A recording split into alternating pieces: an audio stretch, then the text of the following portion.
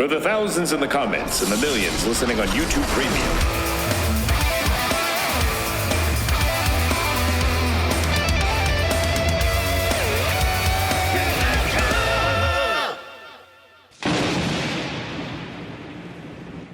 Folks, welcome to KTHUNDER. KTHUNDER, yes. KTHUNDER, yeah. We're fast forwarding into the future. Listen, this weekend is a big hardcore festival called Sound and Fury. Colin is playing like every day, like all of his bands are playing. It's bananas. It's really Colin Fest. I'm in a Hampton Inn in Canada. We couldn't get around to watching a regular episode of Knitro. So this week, folks, we've brought in a very special guest to watch what I have been told is the craziest episode of Thunder that exists. Tom Green, welcome to the program. Not that Tom Green. Not exactly that one. That it's branding. That's what I do. Thank you all so much, Jordan and Rob, for having me. Like I told you guys before I started recording, I'm a fan of the podcast.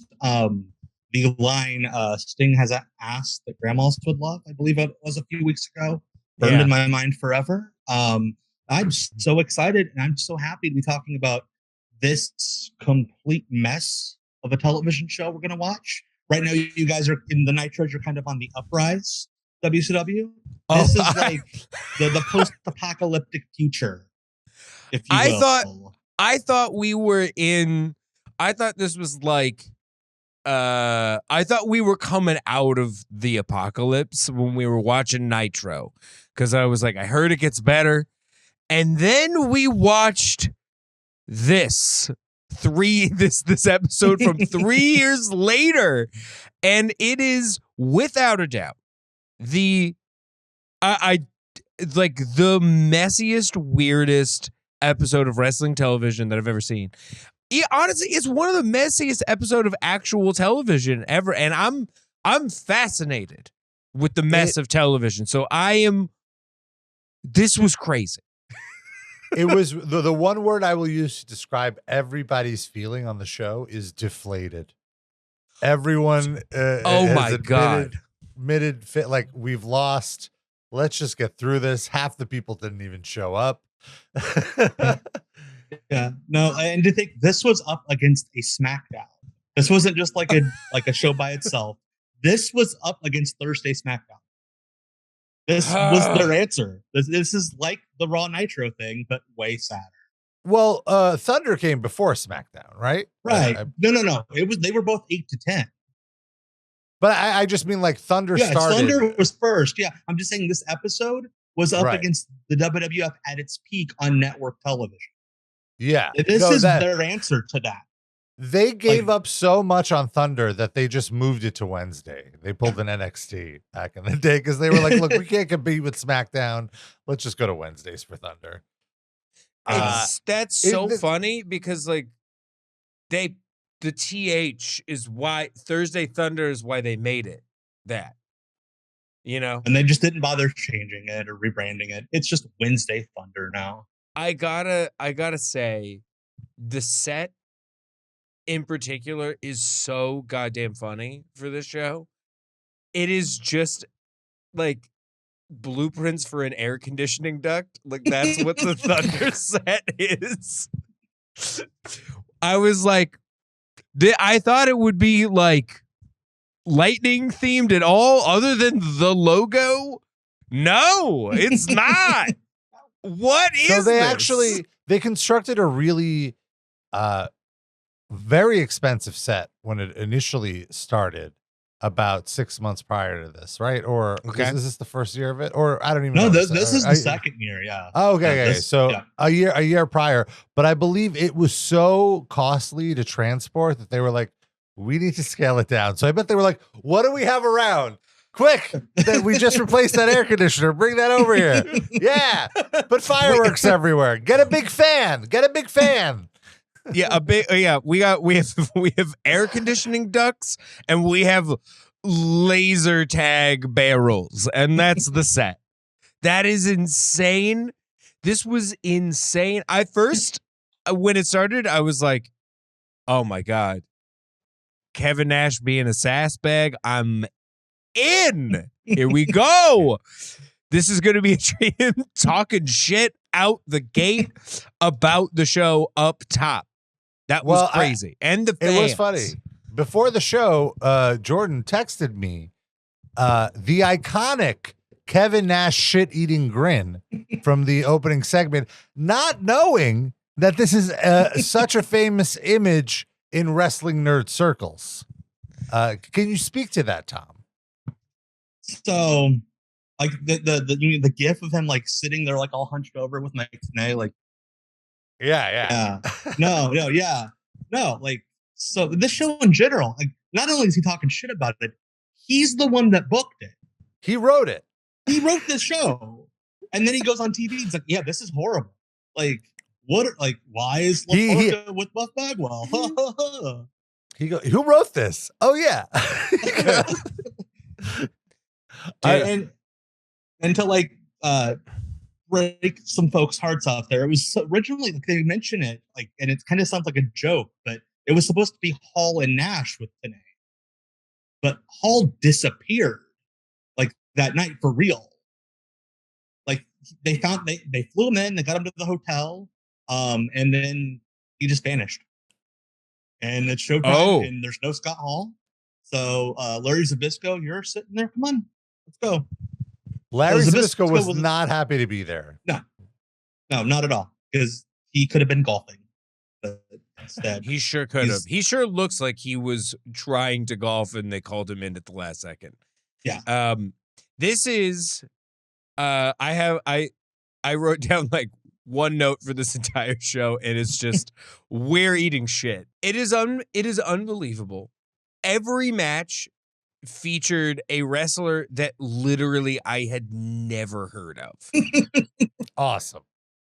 And I've heard of literally nobody except for like two people. But everyone else, I was like, I don't know who is this? Why is the show 2 hours and I don't know who anyone? I've never heard of anyone. It's such a stark contrast to 95, because in 95, they really put a huge emphasis on good matches, on work rate. And this show was all about, let's just get through it. There was no work. I mean, that's not true. There was like 1 or 2 matches where they tried to do something. But the kicking things off, we're off to a rough start. This is not WCW Saturday Night. This is Thursday Thunder. We got Sergeant Buddy Lee Parker versus Hacksaw Jim Duggan in October of the year 1999. Unbelievable. First of all, Buddy Lee Parker is proof to me that WCW is not testing for steroids at this point. There's no way that guy is not on the gas. And Duggan, for when he came out, I wrote, how are they still featuring Duggan in 99? But he got a huge reaction from Baton Rouge.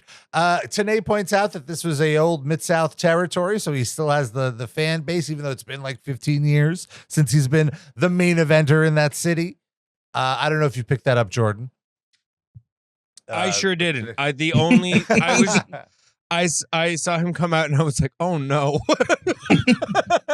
No, how is he still doing? He seemed too old in 1995, and he's been on the payroll the whole time. This poor guy. And then I love that Kevin Nash just immediately, like, I also had the thought, I'm like, his fucking finisher's called the Old Glory, and then Kevin Nash, the rest of the night. The rest of the night. The rest Old of Glory the night. Oh my Even God. today was like, all right, I think you're really beating that into the ground. And he was like, no, I haven't. It was just no such thing. That's right. There's no such thing. Dude, this was crazy. How there's another sergeant?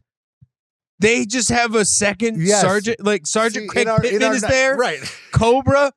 What is this? Why they like everything is war themed? Because they just are full of vets, like who are not getting another gimmick. They're like, my gimmick is I've seen some shit.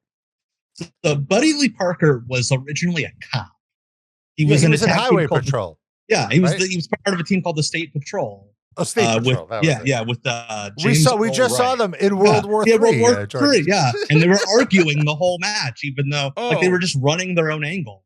But no, yeah. And then, how could I have missed them? Yeah, and then they turned him to not to spoil anything coming up, but there will be a leprechaun in the Dungeon of Doom, and you might recognize him. And if you remember this, and then he's not a leprechaun anymore, and he's just a troop now, an ambiguous, not representing any particular leg of the military. He's just a troop in camo, and they never acknowledge why he's not a cop anymore. Buddy, we're talking about Buddy Lee Parker still. Yeah. He was. I have the troll part has been burned out of my memory. I don't remember that.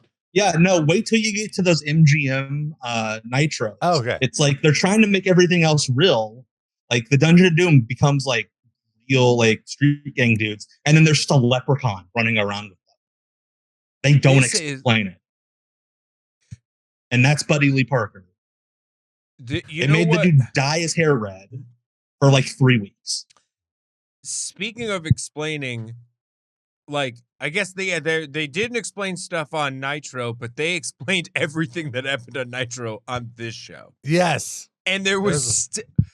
I kept thinking the show was going to end. I was like, all right, this is going to... There's no way this is more than an hour. We can't, there's already been 2 matches with wrestlers I've never heard. Because what was up next? It was like... We had Al Green. Al Green. Dude. Not the Reverend. I gotta say, I'm with Kevin Nash the whole time. I don't care if he wrote it. He wrote himself incredible. Like everything that I'm thinking is coming out of his mouth. He's like, it's Al Green, the wrestler. That was such a good line. And Al Green is the guy that he started with, to be clear. He's known Al Green for 10 years. What? I love that I remember him saying or Mike today was like, you used to tag with him, right? Yeah, I did? With the Reverend? With the Reverend? Yeah, with Al Green. with the Reverend. Oh my God. Dude, so funny. He was so good. He was so good. And this is still on his first drink, I feel, because he's way more belligerent in hour number 2. I also want to mention, I put the captions on because I really wanted to see exactly what he was saying.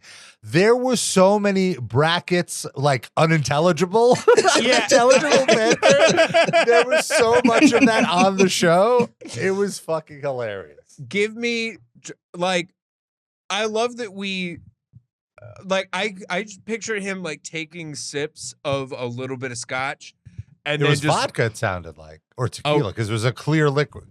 They were saying, "Pass me some of Nash's water," and then Tenay said, "That's not water." Right. Fair. Either which way, just a little bit of just taking a sip and then blowing out the mic, trying to do a bit.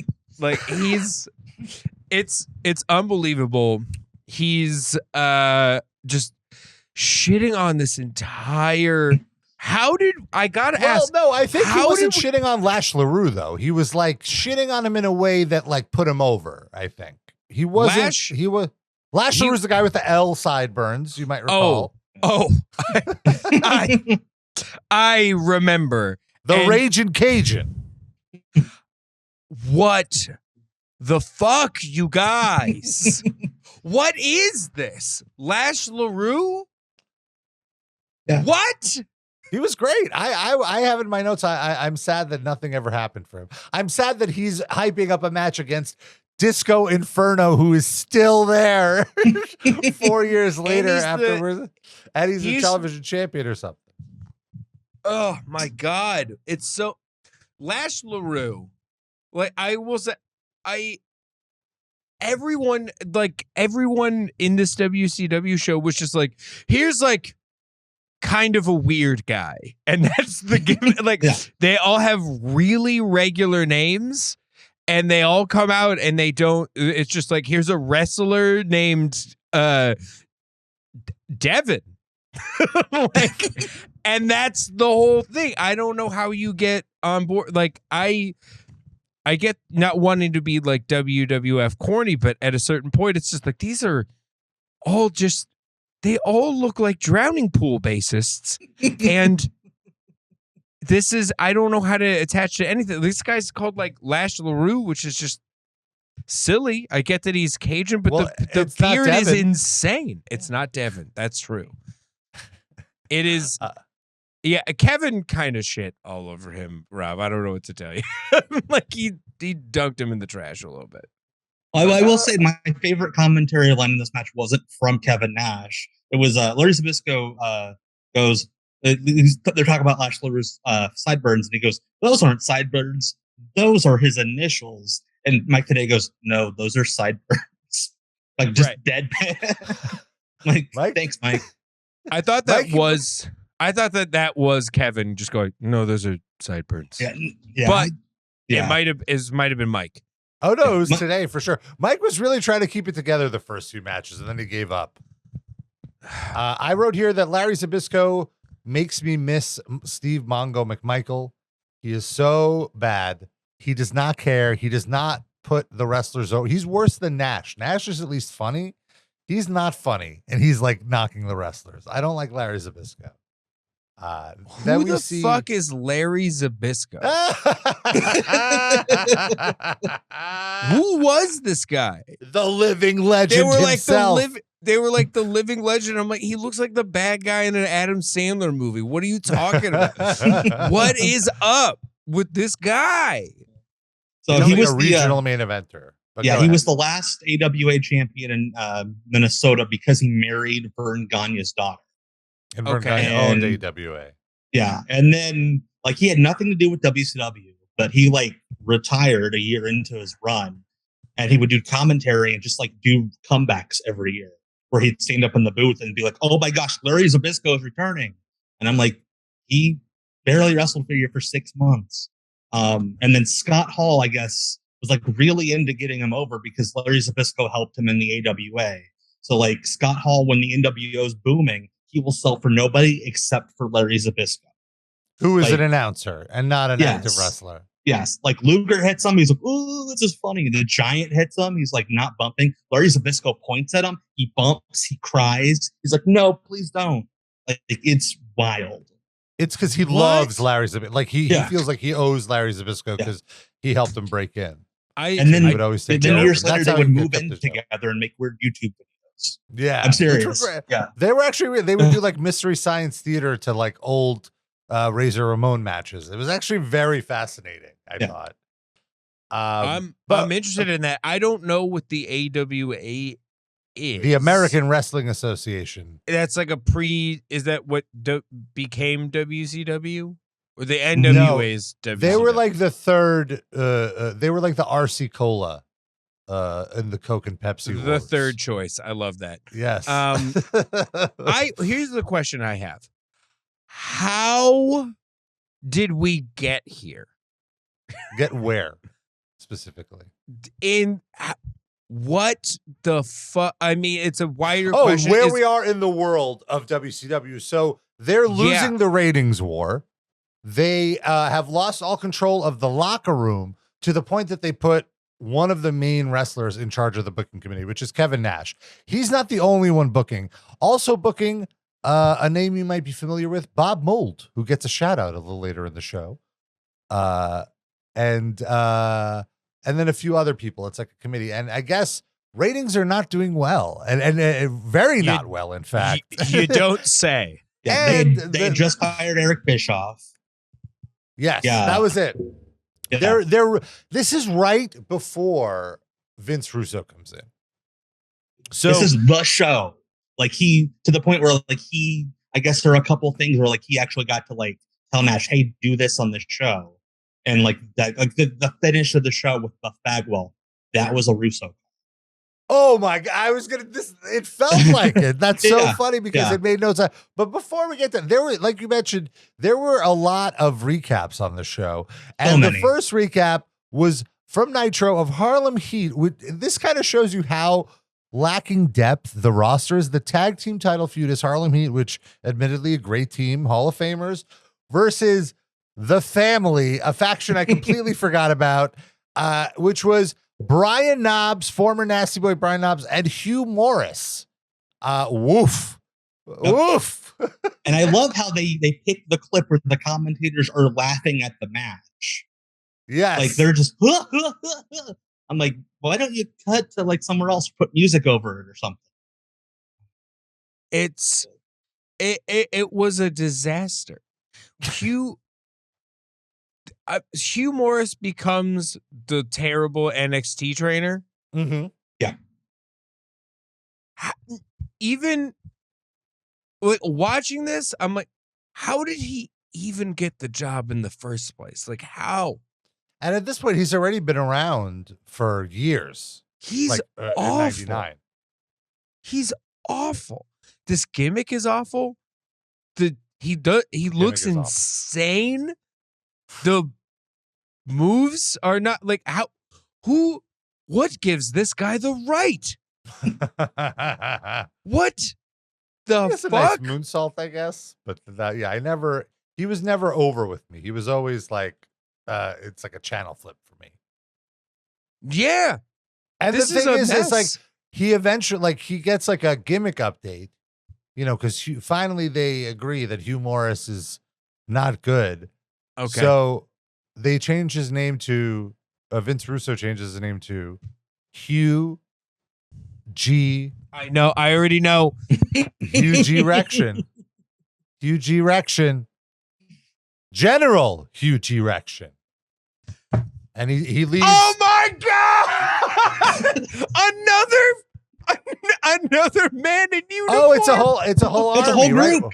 What was the name of the faction? The Misfits in Action. My favorite one was my favorite one was Van Hammer was supposed to be Private Stash, but he thought that was too low of a rank.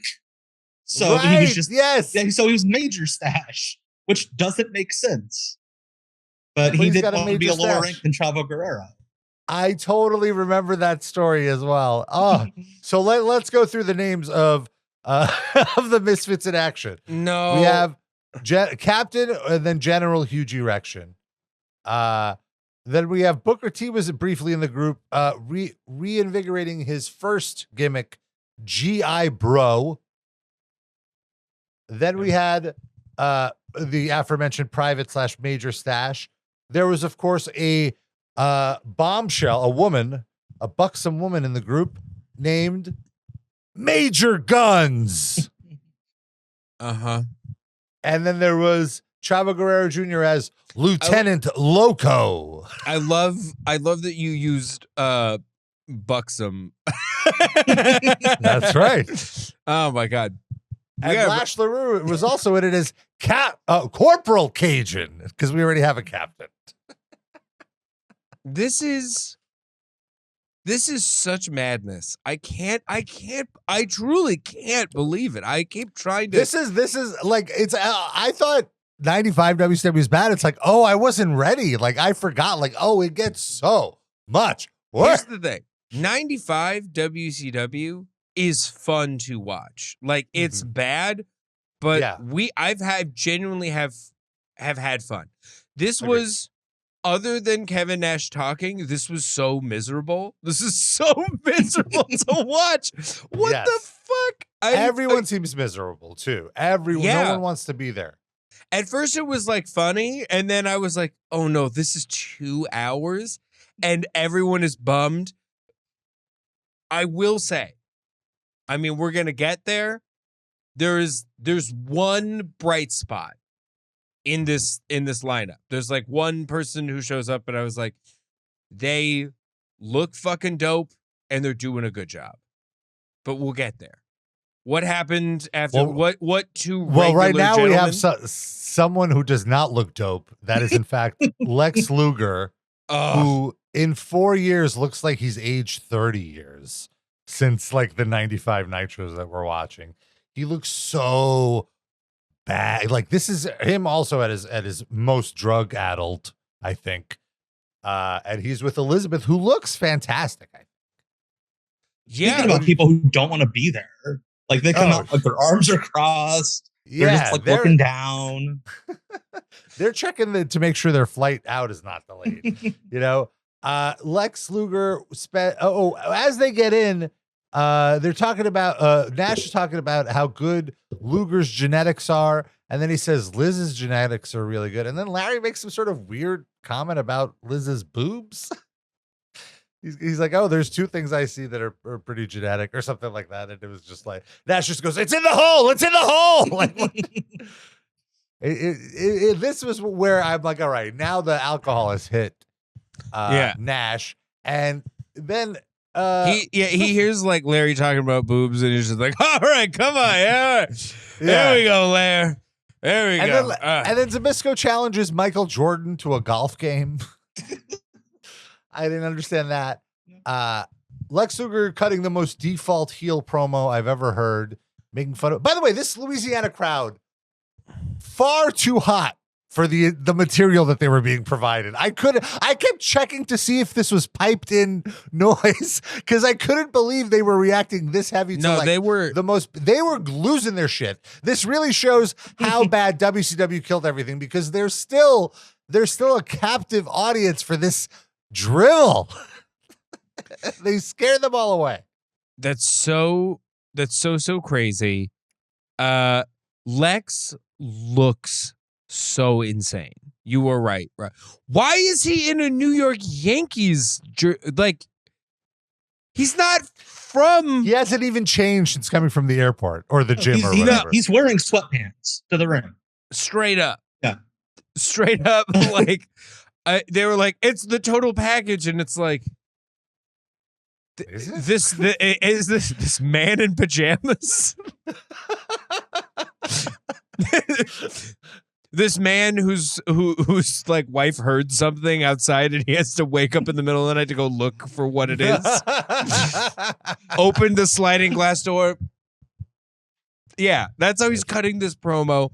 Elizabeth and him make almost no sense. Why are they how?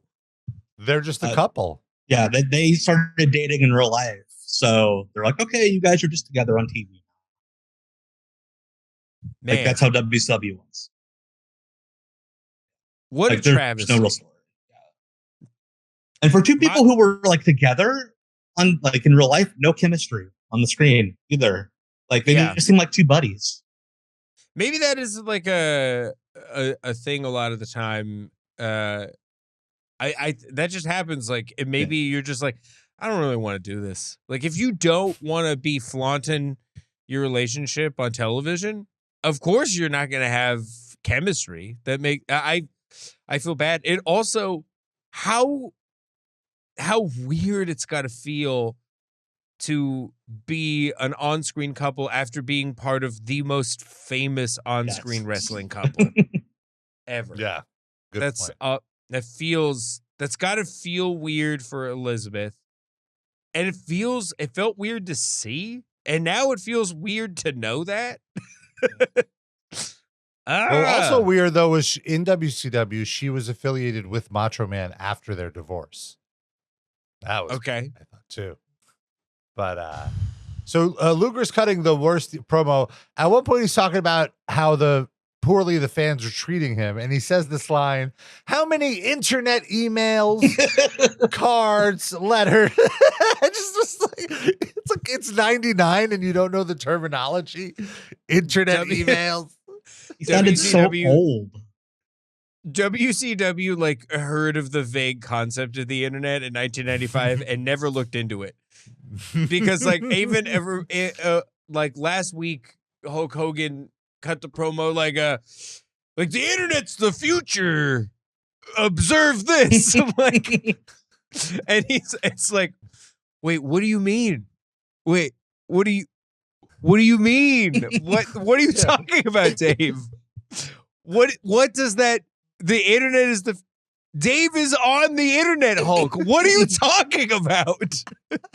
Well, he got the memo from Hulk. He's like, oh shit, the internet's the future. I gotta get out of there. Yeah, I guess so. Crazy. Oh my God. So Luger is calling out Buff Bagwell. Buff Bagwell comes out to confront him. The crowd loves Buff. He is the stuff to Louisiana. And then Rick Steiner comes out to help Lex Luger. I guess they're affiliated.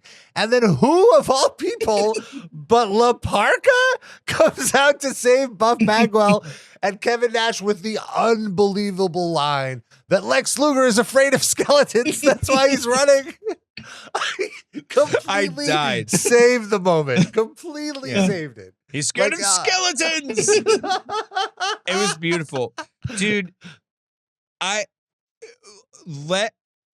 Buff Bagwell and Rick Steiner look so crazy. Both of them look like those Looney Tunes street art shirts, like Looney Tunes. They look like Looney Tunes in baggy pants with guns and like brass knuckles. You've nailed it. It's crazy. I love Kevin Nash when Buff Bagwell comes out going like, that much airbrush should be illegal. He's fucking right. Like, I feel like him roasting the show is like, people say that I'm a dog shit booker, but like, look at what they're giving me to book. What do you want me to do with this? And it's only getting worse. It's only getting He's like, worse. I can't do anything with any of this. It sucks. Everyone's like, for him, it's like everyone has like all the top guys have crazy contracts. Like, don't they all at this point? They all have like Hogan contracts where they can say no and whatever. Yeah, half of them don't even have to show up. Yeah, like Hogan versus Sting is at Halloween Havoc, right? I heard them say, and they're not even on the show. They're running. Is this the rematch from Starrcade 2 years ago? No, this is far later now. This is many moons. Oh yeah, later. but are they trying to sell it as like the rematch? No. Okay. No, they've wrestled like 10 times. Yeah, no, but this time Sting's the heel. Yeah. Oh, that's the switch up, right? Yeah, like that was the big selling point. Was no, Sting's a heel for the first time, which lasted for like 6 weeks. Yeah, because they immediately switch him back as soon as Russo gets there.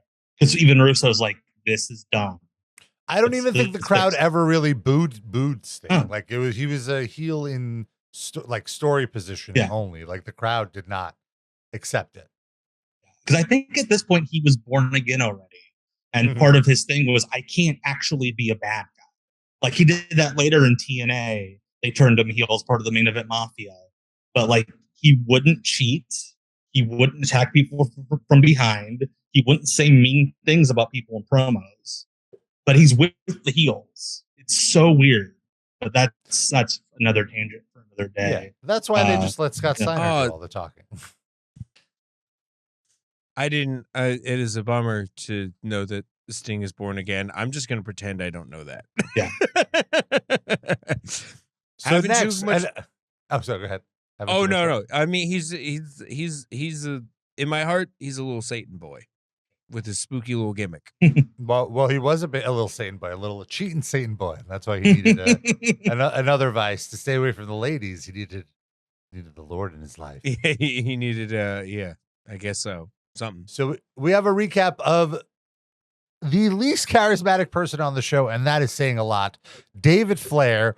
So I never really understood the storyline of. So David Flair was dating Tori Wilson, who is very much out of his league in storyline, but in real life, Tori Wilson was engaged to Billy Kidman. So they started a storyline on the show where Tori Wilson is cheating on David Flair with Billy Kidman.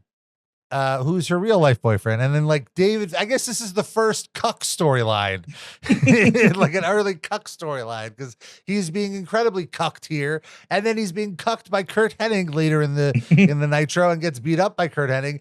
And I couldn't believe that Vincent, the former Virgil, I totally completely slipped my mind that he was in the West Texas Rednecks and that he was the second for Kurt Hennig.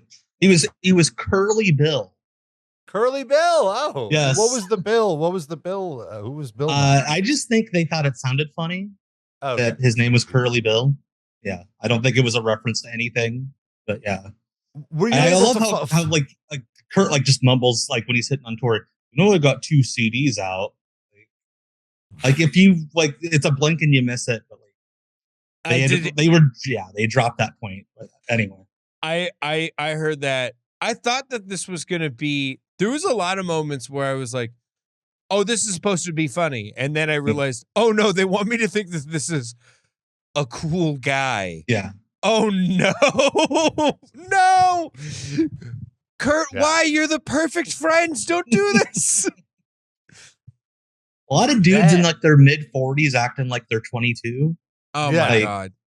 Like Yeah, he's a lot old of enough to be her dad, and he's like, "Come home with me." It was the way he reacted to David was unbelievable. Like David comes up and like, Tori, why are you talking? I didn't even know that was Ric Flair's son. I did not until you said his name is David Flair. And that's what? Number one, what? I thought that Charlotte was the child who was. I did not know that there was another Flair child. That's crazy. But like David comes up to Tori and immediately Kirk pops off. It's like, David, I can't come if you talk. Ah! Like that was it great. was. I did love that. I could. You're ruining my game, man. He said something like that. Like, Yeah, hey, yeah. I'm trying to pick this girl up. And he beat the fucking shit out of him. It was really unhinged. Oh boy. And this is where I like lost my shit. I could not believe in 1999 we got Scott and Steve Armstrong matching vinyl shorts and tights. The most bland people, of course. Scott Armstrong now a referee or like an agent, I guess, for WWE. And then Knobs and Hugh Morrus come out, the family, and I don't know if you guys picked up on this, but their theme song is the most obvious knockoff of the Zoo. Yeah. Right. It's the dun dun dun dun dun dun, dun of metal. Yeah. You know? Yeah, like it's the Vanilla Ice clip from Behind the Music. I do da, da, da, da, da, da, da, and they go da, da, da, da, da. That's Jimmy Hart's defense for everything. Because he did it with that, he did it with Smells Like Teen Spirit. There's at least one Backstreet Boys song he did that with. Yeah, a lot of the WCW library. Like, it's so close that even though they own the songs, WWE will replace them because they're scared they're going to get sued. Like, because it's too close to the real song. It's ridiculous. Jimmy Hart did a cover, not a cover, but a ripoff of Love Dump by Static X. For Saturday. It was for Brian Adams, who we'll see later, and Brian Clark, their team, when they were like the APA and potheads. But yeah, like Jimmy Hart in the studio listening to Static X being like, okay, I think I can do that. Okay, I got it, baby. Yeah. I got this one. Yeah, I'll push it. The only thing preventing me from hitting that fast forward button at this point was just knowing that Kevin Nash was going to tear this match to shreds. Yeah. And he said that Hugh Morrus goes to Japan every week to get his hair done by Bull Nakano. What a reference. It was worth watching this awful match. Then Harlem Heat run in at the end of it. And Kevin Nash, clearly at this point, a few shots in. That's not Booker T. That's Wesley Snipes. Oh, wait, no, that is Booker T. Oh, wait, no, Kevin. That's racist. Yeah. Can't do that.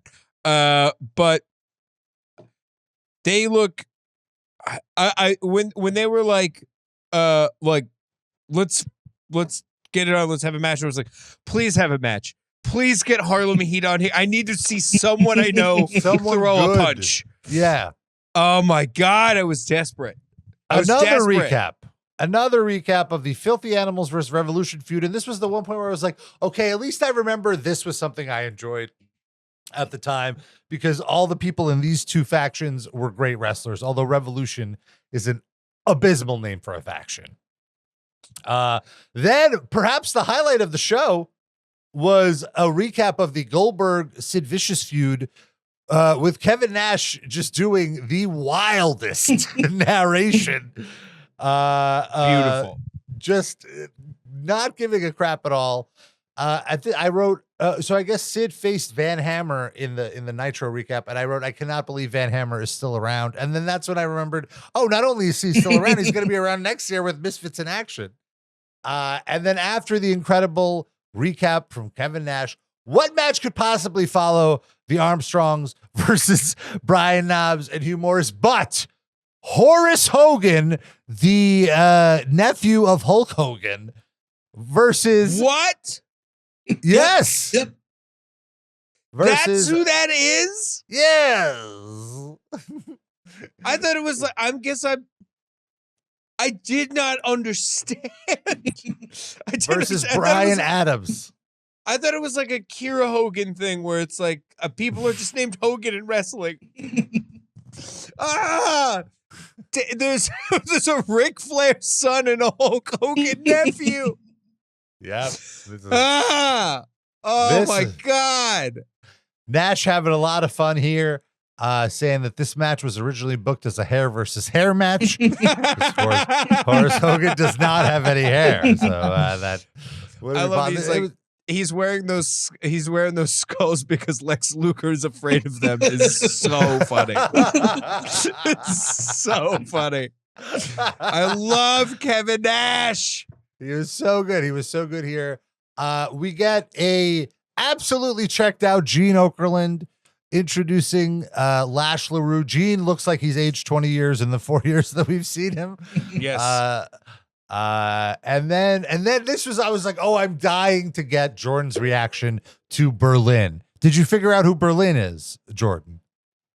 Did I the German guy? No. Oh no. Oh no, I just realized that's Alex Wright, isn't it? Yes! Yes! It just hit you.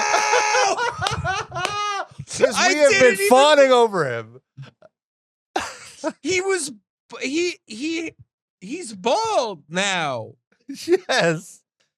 I guess he's got a very clear bald spot where he's still growing his hair and cutting it in a way where it's like, no, this is a choice. It's not that I'm just very bald. This is my goth hairstyle. Yeah. I can't believe that. That's what they do with him. I thought that I was more focused on Brad Armstrong because I was like, this guy, this is just a regular. This is a normal guy. The most normal guy. Like I love Brad Armstrong, but by this point he is washed. He's totally washed. He's already been in the business 15 years. And like he looks like Jeff Dunham. Like what the fuck is his character is also kind of just Jeff Dunham with no puppets. That's right. There was a little backstage bit where Berlyn is talking German. And he's like, hey, this is America. You speak English. You speak English in America. Another promo where somebody just exists and then someone's yelling at them. Like, stop doing that. He puts his forearm on his throat. Like, I'm going to kill you for speaking German. I was expecting him to yell, like, how dare you try that in a small town? You're right. Yes. Also, right. When Berlyn is attacking Brad Armstrong and yelling at him in German, the caption just says speaking in foreign language. So then we get Berlyn versus Prince Iuekea. Berlyn gets the high-end visual effects with the washed out white entrance. He is accompanied by someone who is not yet identified, but will soon be named The Wall. Get it? Berlyn and The Wall. Well, he was also in the Misfits in action. His name was AWOL. That's right. I was saving that. I didn't want to give it away yet. This was a nothing match. And then, so now we're talking. Oh, during this match, though, they're hyping up the main event, and I can't believe there's even more matches. they're hyping up the Lex Luger, Rick Steiner versus Buff Bagwell and La Parka match, and Kevin Nash goes, "How are they going to be a team? How did these two end up being a team? Oh yeah, I remember. Half the guys didn't show up, and we just had to book this earlier today. What are you smiling at, Mike, today?"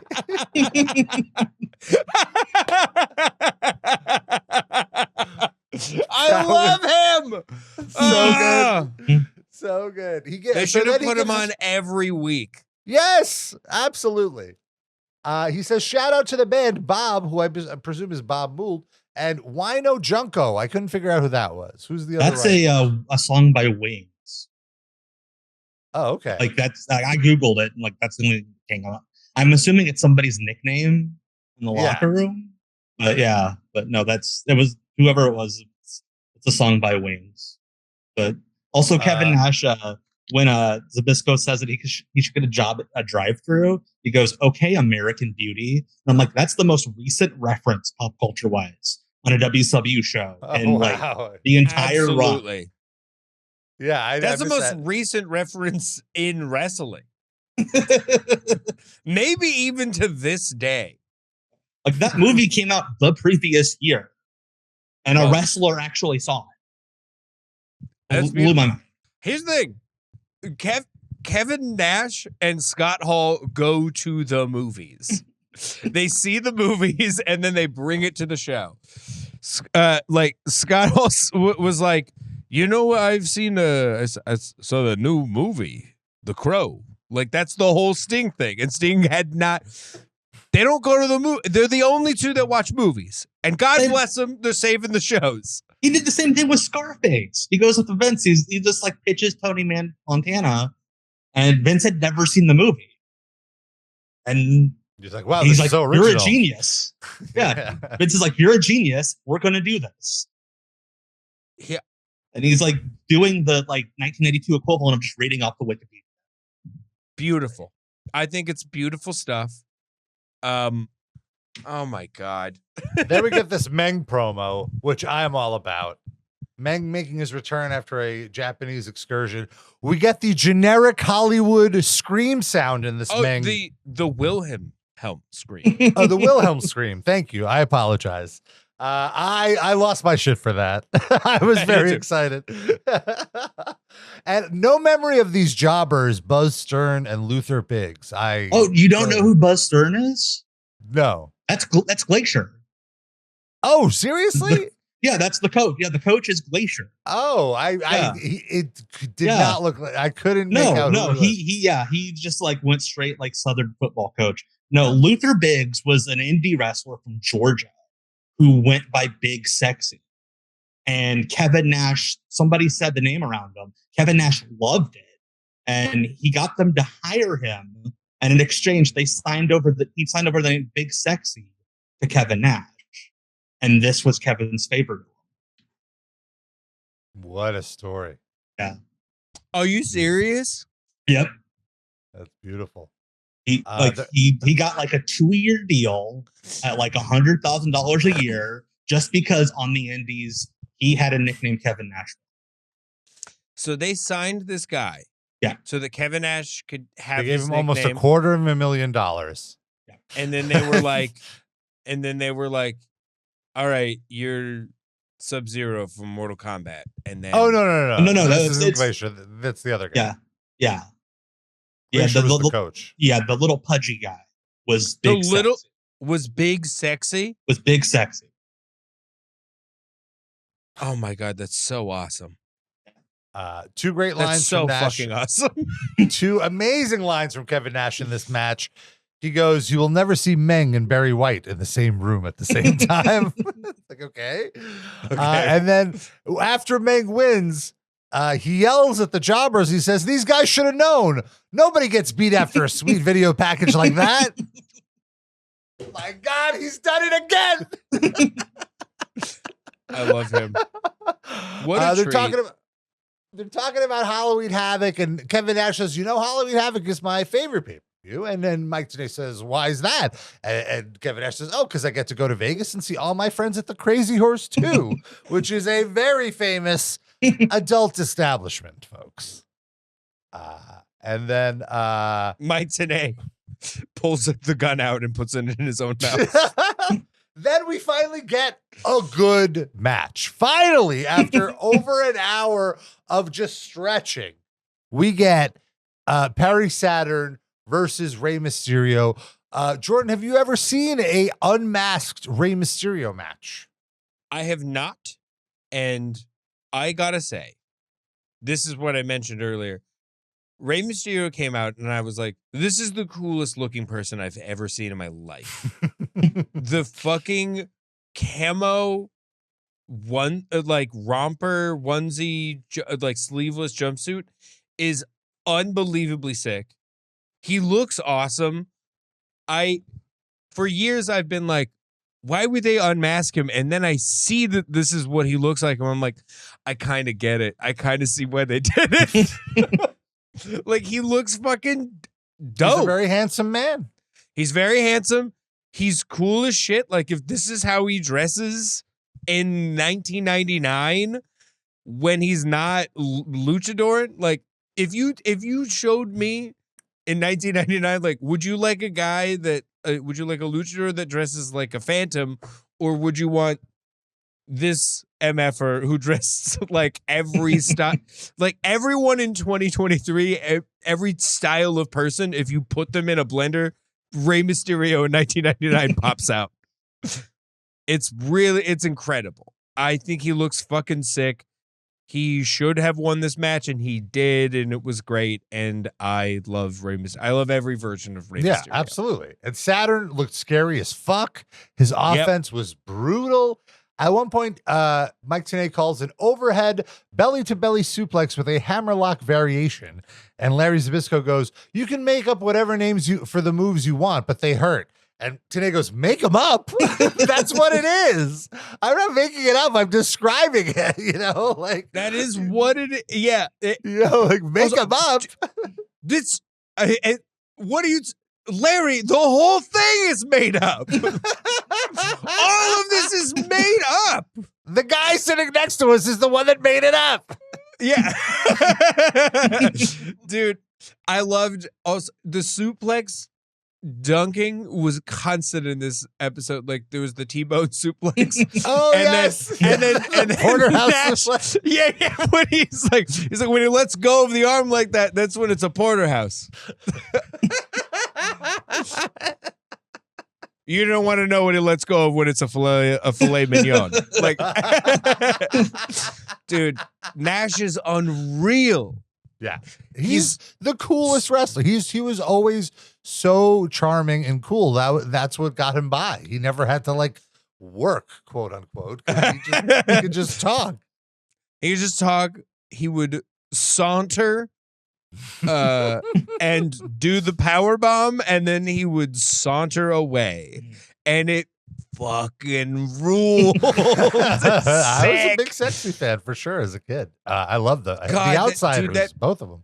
The Big Sexy story is unbelievable. Tom, unbelievable. Yeah, worth this whole episode. Worth the entire episode to know that they hired a weird little man because he had a fucking fun nickname that Kevin Nash was like, I want that nickname. He bought a nickname for himself. Yeah. That's insane. He made Turner. Yeah, no, he didn't buy it. Yeah, no, Turner bought it. He didn't spend his money. He spent corporate money. And like realistically, he could have just used it and the guy wouldn't have done anything. But he's like, no, I need to get this guy paid. Like Drake meme, giving yourself a nickname. Yeah. Yeah. Getting people to buy you a nickname. Yeah. That is cooler than someone actually giving you a nickname is going, I'm gonna get someone else to buy it for me. What a badass move. This is the best episode of wrestling of all time. Well, with the best episode has to have a memorable main event. This one, unfortunately, is not. It's Lex Luger and Rick Steiner versus Buff Bagwell and La Parka. As La Parka's getting in the ring, Lex Luger gets out of the ring, so Nash points out, see, he's afraid of skeletons. He's still running the bit. It is. He pulls off his skeleton mask to reveal that he is a skeleton. Yes. Well, LaParca in general is a phenomenal character, and one of my favorite deep cuts. No pun very much intended. No, I love LaParca. That's just what Kevin Nash said. Yeah. No. I know. In general, though, I thought the best part of this match was Kevin Nash just calling everything like the Old Glory choke, the Old Glory Steiner line, the old just everything was the Old Glory at this point. And he was doing it all night, and I loved it. This is like the end of the fireworks show, only for drunkenness. Yes, this is the grand finale of drunk. But this point, Tenay's in on it. Zbyszko just wants to get out of there. Nash is getting all of his shit. It's great. It's great stuff. What is this? What happened with the end? What is happening? So here, this whole time, I was like, I know where this is going. This is going to be that old gag that they did where someone is in the LaParca uniform and they're going to turn on Buff. Joke's on me. They swerved the swerve because it was LaParca who got swerved. Why did Buff Bagwell turn on the one guy that saved him? The only answer is Vince Russo. Wait, why? The only answer.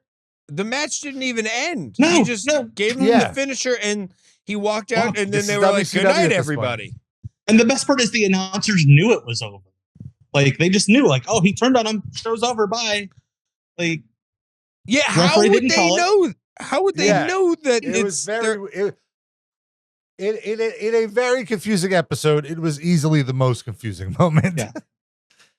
And then somehow it gets weirder on the Nitro, the follow-up, because they do Buff versus LaParca, and Buff does a fake wrestling match and puts over LaParca, and then gets up and goes, "Did I do a good enough job for you, writers?" Yeah. I remember that. Yeah. Oh, I didn't realize. Yeah. Oh, wow. This was the setup for that. Yeah. Oh, that was so bad. Yeah. This is so insane. I gotta say, Buff Bagwell looks completely insane. All of his facial hair looks like it is drawn on him with a Sharpie. Yes. Or he looks like the magnet hair game where you put the hair on the guy and you can like give him a little goatee. That's the thinnest goatee mustache I have ever seen. What is going on, Buff? This is crazy. This is the same man who, this is the same man who wore long trunks for long tights for his entire career and still got calf implants. Because he had to take time off because they exploded around this time. Yeah. Nobody ever saw his legs. Yeah. Okay. He's just a man of proportion. Yeah. Also, he still walks around like that. I can't believe that they're making me the top baby face. I gotta go get. I gotta make sure I have baby face legs. Yeah. He's wearing long tights with like long, like almost like biker boots, but like you will never see this man's legs. And he's like, I gotta do this dangerous procedure because otherwise I won't be the top guy. I'm not gonna be the top guy if I don't have them calves. Yeah, that's what people know. But no, in 2023, he still walks around dressed like he actually just got arrested this week, I believe, for DUI. Yeah, that's very sad. Oh, that's sad.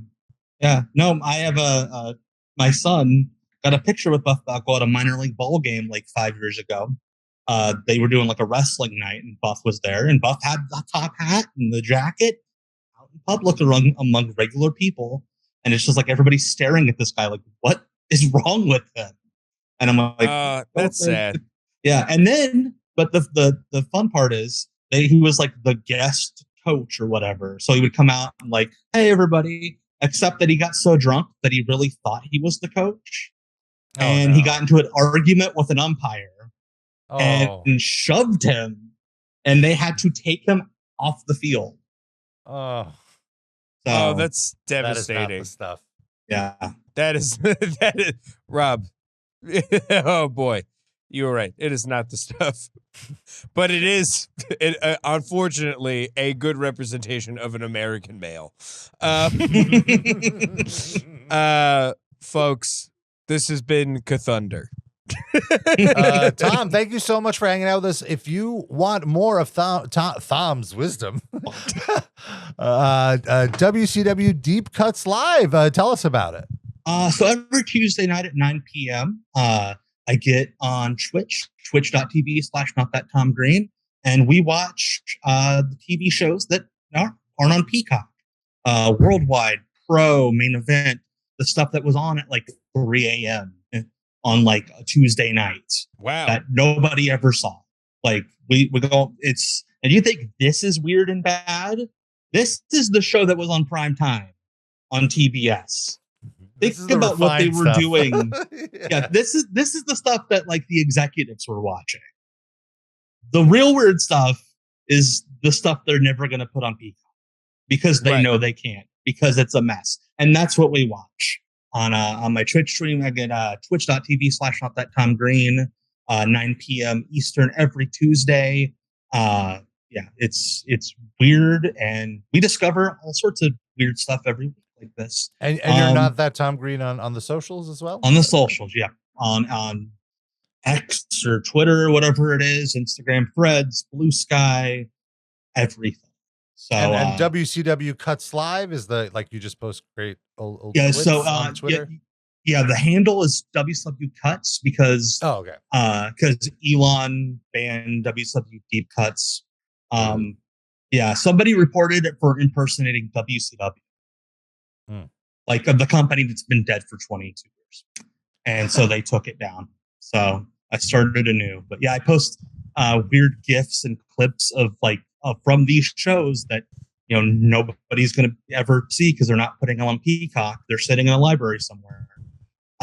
Again, if you think this was weird, this would be like a normal episode of like Pro or Worldwide at this point. Just dumping on the company, guys that don't want to be there. It's fantastic. It's great fun.